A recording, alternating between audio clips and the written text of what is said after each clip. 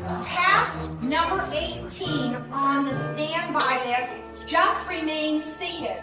Everybody else, before 18 on the standby list, y'all get up and go over there and get your names checked off. So let's see everybody.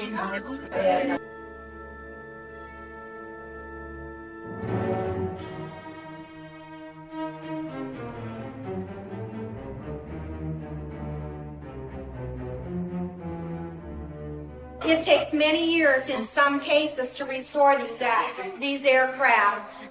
This is a work area, and I want to stress to you to be careful. Watch where you are walking and make sure that you stay with your group. Smoking over there. The tour lasts approximately an hour and a half.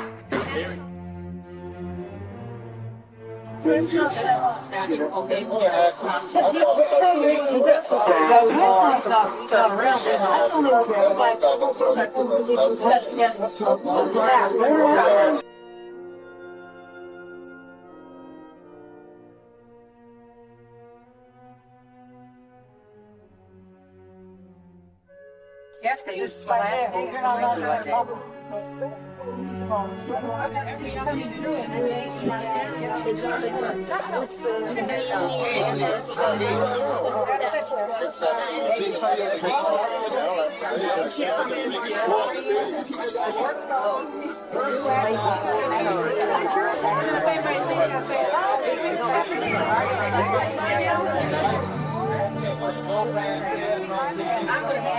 Sniffing the paper. I don't think I want to be working in a hole in that traffic spot.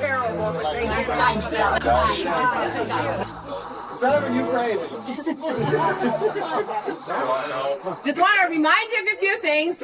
Right, please. Okay, no eating, drinking, or smoking on the tour. Okay, please watch where you walk. We are going into a work area. It also helps if you watch where the guide walks, because we're sometimes walking backwards. And we like warning. Also, please stay with your group. Okay, it's important that you stay with us. You cannot wander off on your own. Okay, you must stay with your group. Now we're going to take you off the bus and divide you into groups of 12 or 13 people each. Look for a guide with their hand raised, and we'll get you all divided up. So if you all want to come off now.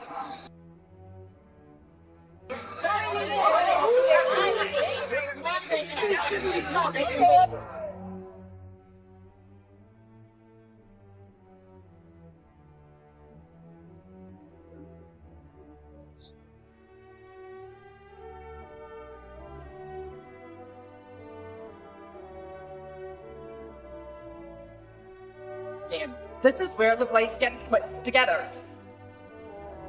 You know, if you did through there, any of it, photographs, all that sort of thing, all over everywhere.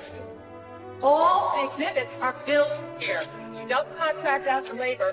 It costs too much to do that. We build it ourselves. Almost have one wood fabric airplane.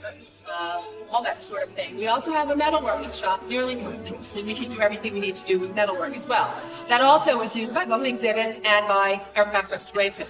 We also take an official portrait of every aircraft that and used, I would say about, I know it used to be $295, I'm sure it's more than that now. I would say it's at least like $1.80 to pay at fair completely. If you take the dots and save it to you, the dots, you'll lose them from our choice. The rest of us need not all of our doctors started 4 years ago, where we use the computer that reduces our workload by. And I'm going to tell you for why that's so. It's been some done for thousands of years. You lay the silk carefully against the background, the squeegee or brush, and go through our aircraft markings on yourself. So if you've been in the museum, you'll notice there are the computer-generated decals.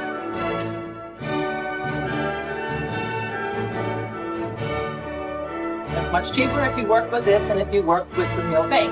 These planes are all on scale to one another, so the size relationship remains the same as with the real thing. The problem is it does, I'm working with the model and knowing what you're doing.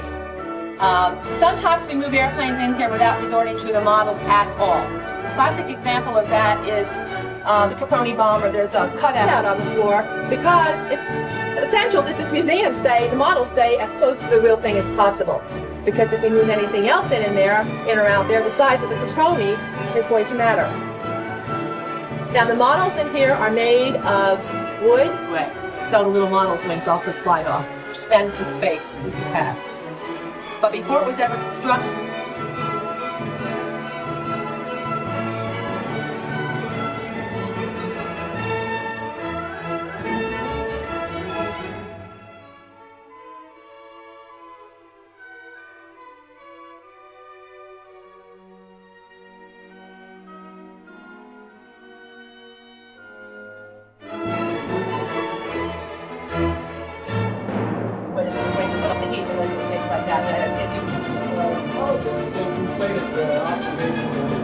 it's inflated with plain air, and it's constantly fed. They experimented. They thought about it. Yeah. But it's the air system allows us rather than some walls. The plane is 230 feet from jet to jet. So we had 5. When it was time to build this building, they decided that the MC-7 really should come in. It is after all designed to fit in there straight. They nearly touch the walls. They don't go edge to edge because the door panels themselves have to have a pylon sit about this high off the floor. They got that up there by using it.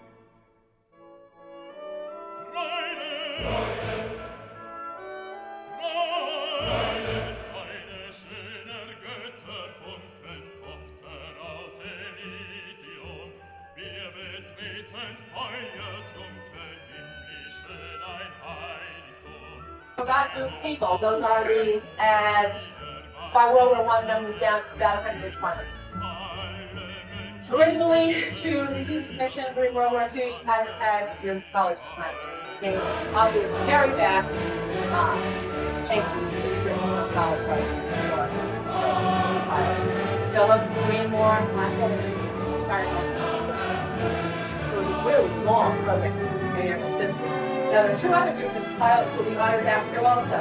They were largely enlisted pilots, but not all. They have both officers and enlisted flight.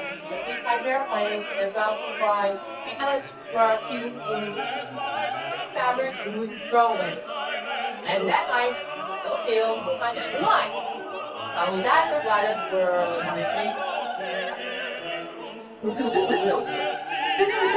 yeah.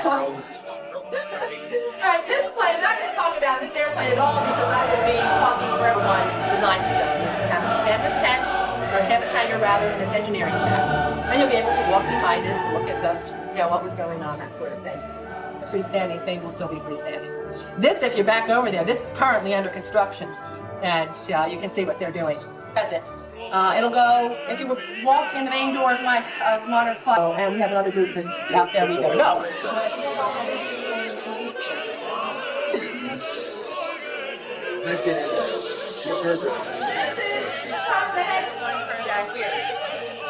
the main management on plan managers and going to very real with computer managements in our museum. We were able to buy the entire stock in departments.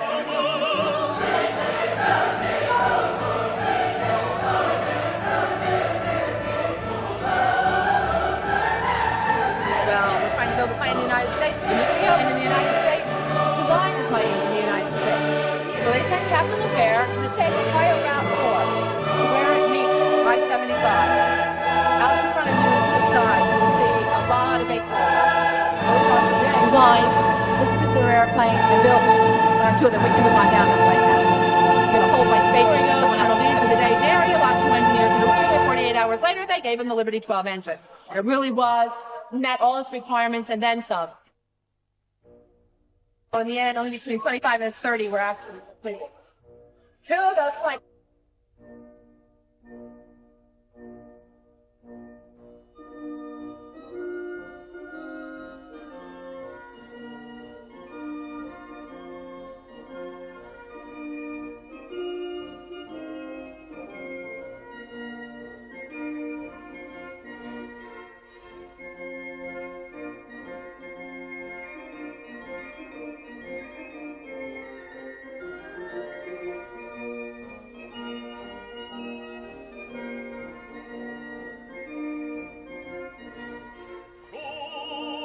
garbage can thrown out, they would also do that.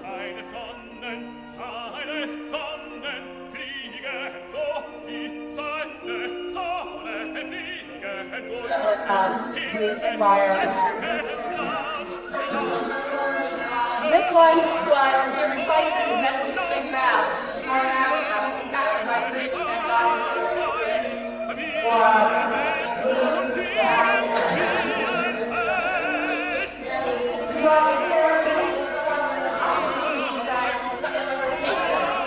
Call back to the Smithsonian. This is the Lysander.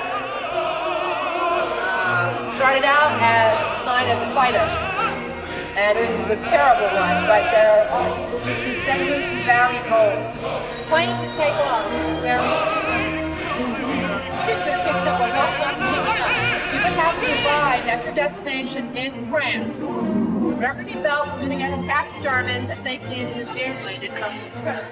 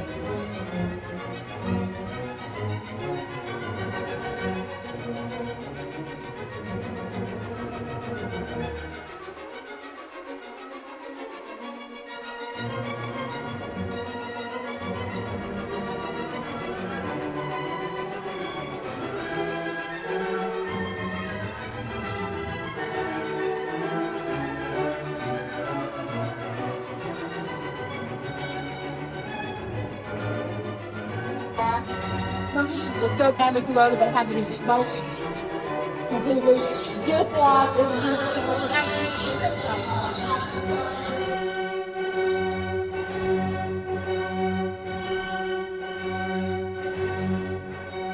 This was, of course, the wartime project. This is the table where the Air Force came in. Complete records of everything we've done to this airplane. Once again, we have old pictures. You can see what a mess it was when we got it.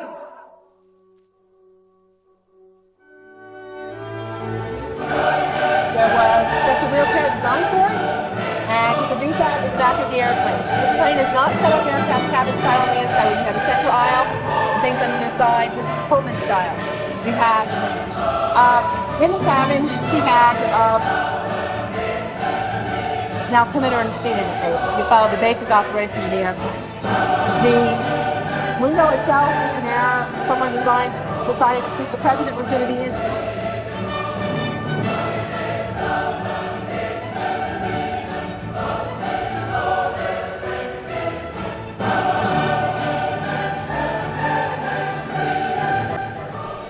The first U.S. presidential aircraft, the Douglas VC-54C Skymaster, is the first aircraft purpose-built to fly the President of the United States.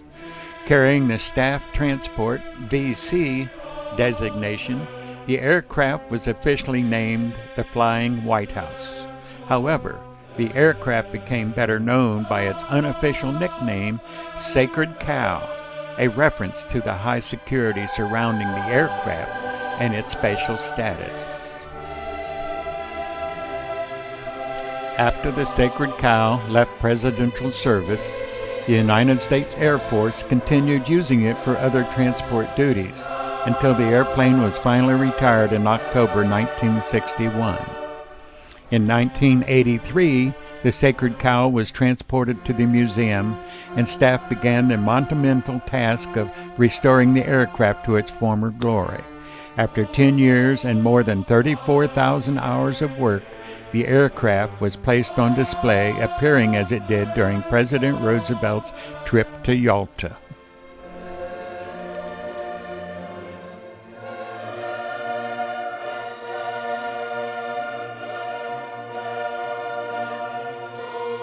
A little over 300 miles an hour, with a pretty fast airplane for its time.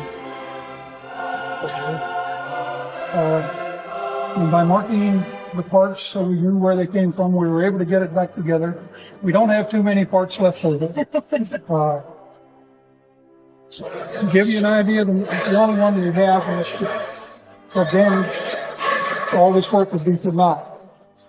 But here's some original spark plugs out of the engine. A lot of the spark plugs broke off because of the corrosion in the engine mount also.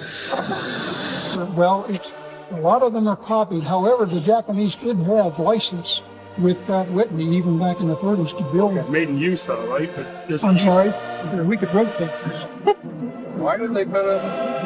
Well, for one thing, several of the pistons were completely corroded inside the cylinders, and we can't get them off. The only way you can get them off is to connect them to parts. We still can't get the pistons out. Well, that's a lot of engine for that little airplane. Yes, it is. It's a lot of engine. What was the horsepower? It's offset. It's got buckets in it. So this one. The Yankee Air Force is planning for I'd like to involve in restoration.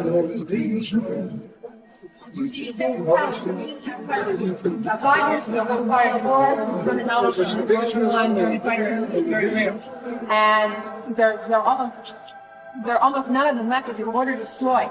The reason these 4 Halberstadt survived is they were stolen. And this stuff was and all that, and then ended up in the United States. And we said our Halberstadt.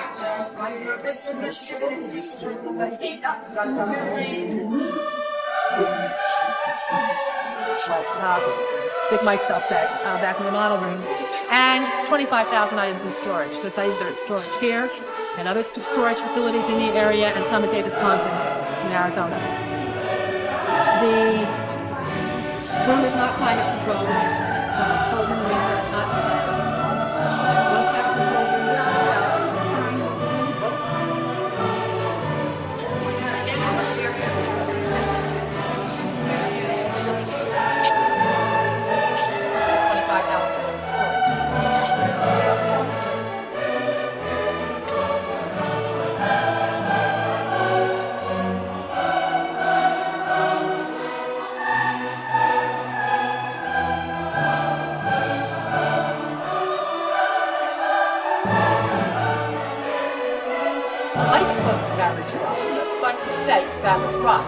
Now, the storing fabric, we want to reduce or eliminate acid-free tissue. No fabric touches any other fabric. I don't know if they do this or not because it's roll short, so we rotate it occasionally because there's some sag on the bottom. The bottom is still flags. Organizations have flags. Generals have flags.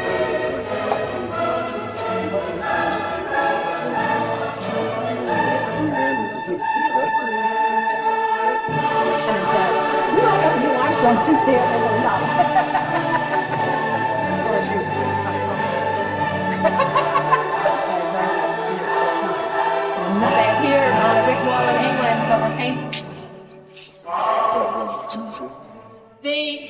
It's not unusual.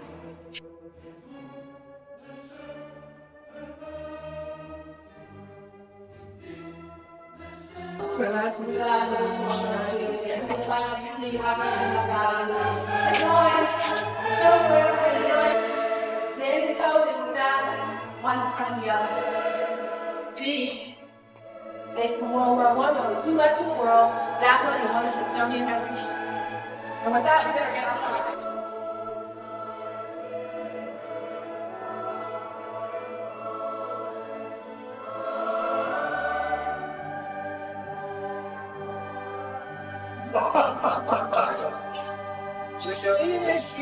I think we're going to be over in October if you're going to. I had a good time today.